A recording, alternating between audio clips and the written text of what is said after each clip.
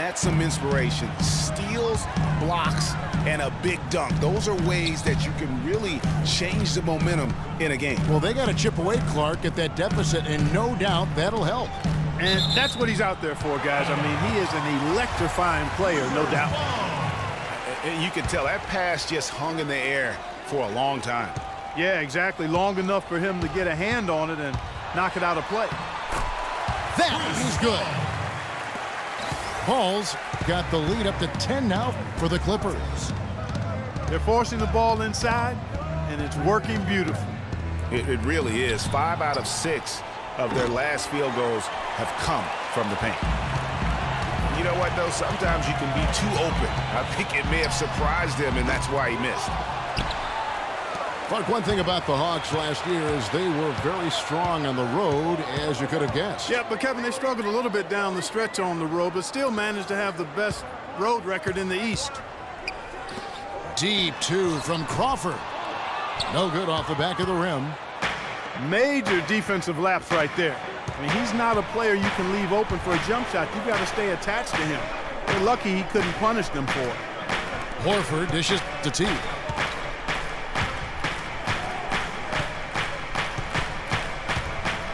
Feeds to Millsap. And that comes off the assist by Jeff Teague. Teague's got 3 assists in the game. And how about that road record for the Hawks? 25-16 last season. 9 of those wins came during that 19-game winning streak in early 2015. Boy, did they ever make a mess out of that one. A terrible turnover. Dennis Schroeder's checked in for T. Schroeder with the ball. He's picked up by Jordan. Effective screen set there for the jump shot. That was the key to the play. Boy, you look at the Hawks, and they seem to be built to play on the road because they can survive a player having an off game. They're so deep and versatile. Team basketball is a lot less prone to go cold when you're on the road. Schroeder kicks to Horford. From past the arc. Rebound by the Clippers. Poke loose. It's stolen by Korver. And Jordan sends it back. Cephalosha kicks it over to Schroeder. And now Redick pushing it up. No one back to stop him. The basket counts, and one will go to the line with a chance to make it a 3-point play. Smith checked in for Jordan. And then for Atlanta. Splitters checked in for Horford.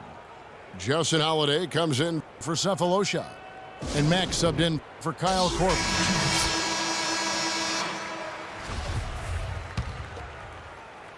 Here's Mack. Quiet so far offensively, searching for his first points of the game. Here's Schroeder. Kept alive by Atlanta. And Holiday has it in the corner. The feed to Mack. To the paint. It's stolen by Smith. And now the Clippers on the break. That's a 2 from Paul. Los Angeles with another miss. And you know what? That's one of those heat checks if he's taking shots like that. Yeah, heat check or not, I don't care how hot he may or may not be. He's not making that one.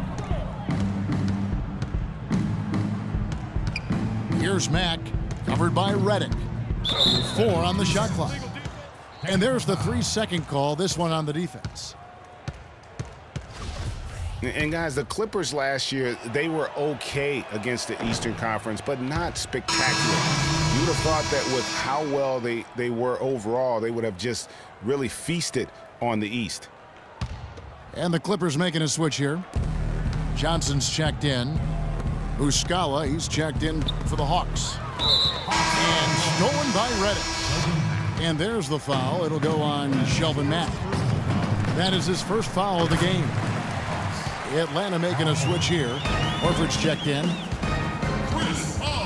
As you said with the Clippers, Greg, they did decently against the Eastern Conference.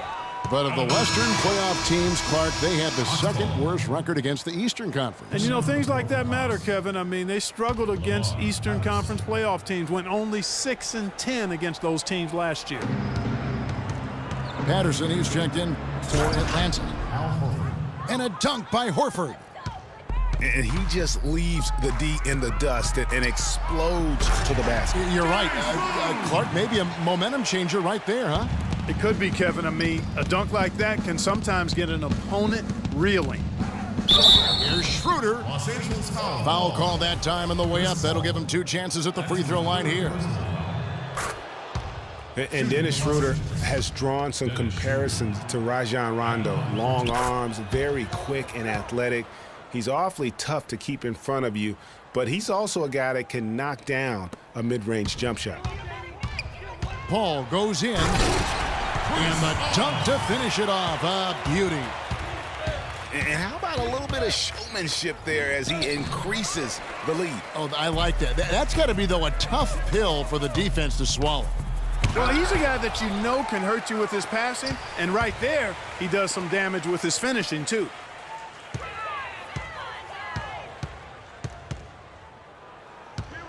On the wing, Johnson. Shot clock at 6. Again, the miss by Smith. The Hawks trail by 13. Schroeder passes to Horford. Passes it to Schroeder. Back to Horford. And he bangs it home with one hand. Cutting into the lead with a huge one-hand throwdown. That's how to get your team back into it. Yeah. And as we end the third quarter, a double-digit deficit will make it tough to come back. Clippers lead by 11. We'll be back shortly live from Staples Center in downtown Los Angeles. And we're rolling here again with the fourth quarter. Might not come down to the wire, but you never know. And Stevenson is out there with Johnson. Then it's Pierce. Then there's Cole Aldrich. And it's Smith in at the 4 slot. So that's the lineup on the floor for the Clippers. Back to Johnson. Ball's knocked loose. And stolen by Jeff Teague. Got a piece of it. It's stolen by Smith. And the call will be against Jeff Teague. That's his first foul.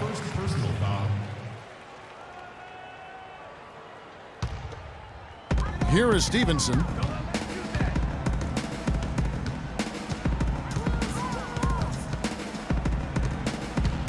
Fires from the corner. And that one comes up a bit short. The Hawks trail by 11. On the wing, Korver. We're just over a minute into this final quarter of play. You know, even though he missed that one, great shooters have a way of feeling when they've got enough room to pull the trigger. No doubt about it. The defense, you can see him exhaling right now. Fortunate that he didn't knock that one down. Pierce kicks to Smith. Johnson, a wide open look. And the call will be against Jeff Teague. That's foul number 2 for him.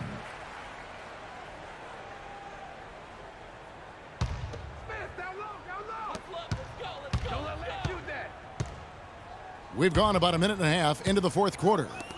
Stevenson dishes to Pierce. And again, no good by the Clippers. The pull-up. It's good, and the Clipper lead is cut down now to just 9 in the bucket from Cephalosha. So it's the Clippers now. They have yet to put up any points here in the fourth. Stevenson drives in. Aldrich the pass to Johnson. Good on the triple.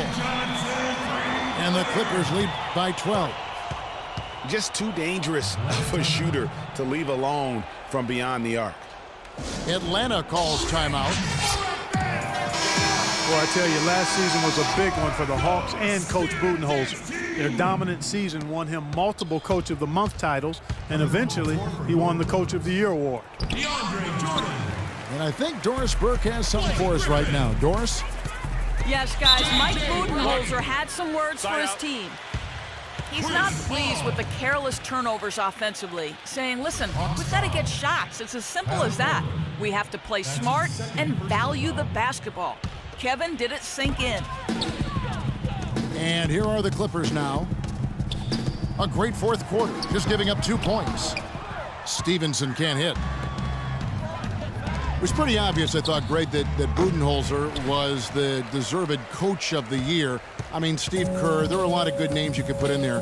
But what he's done taking the Hawks to the top of the East, few saw that coming. I agree with you. I mean, he has transformed this Hawks team over the past couple of years, has a wonderful team game. And, you know, obviously a lot of influence coming from Pop when he was with San Antonio, but he is really, I think, redefining how the game of basketball is being played at the pro level.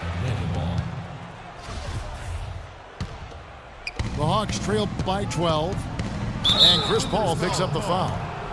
That will get him his 4th foul of the game. And that's his 4th, and no doubt he would have liked to have not gotten it this soon. Paul against T. And just about 3 minutes through the 4th quarter here. Count the bucket. Los Angeles leading by 10. The shot. And Paul gets it to go in. Paul's got 13 points in the second half. Millsap a screen. Pass to Horford. That's good. Basket number 5 on a 5-for-8 night shooting. Kevin, he's been a bright spot in what's otherwise been a little bit of a struggle for this team. Out of bounds, Atlanta takes possession. And that's just carelessness there. I mean, you have got to have your head in the game. And we're about 3.5 minutes into the 4th quarter. The stupendous finish in traffic. Horford's got it back down to a single-digit deficit for the Hawks. Here's Paul. Here's Jordan. No stopping him there. Jams it in as he's fouled. Chance now for a 3-point play. That one on Horford. And the second chance becomes a dunk. We could feel over here. GA, such a good, aggressive play in the paint. Guys, it's all about persistence on the offensive glass. You just can't ever give up on a play. Paul is doubled. It's Jordan on the wing. Poked away. Cephalosha with the steal. It's going to be tough for him here, but maybe, just maybe, it's not over yet. Cannot afford any empty possessions. They've got to recycle everything, partner. Here's Teague. It's good. Oh, and that cuts the lead to just 5. And this has been purely a display of offense that we're seeing here today. And, you know, it's only getting better as both of these teams' defenses are starting to show signs of wearing down.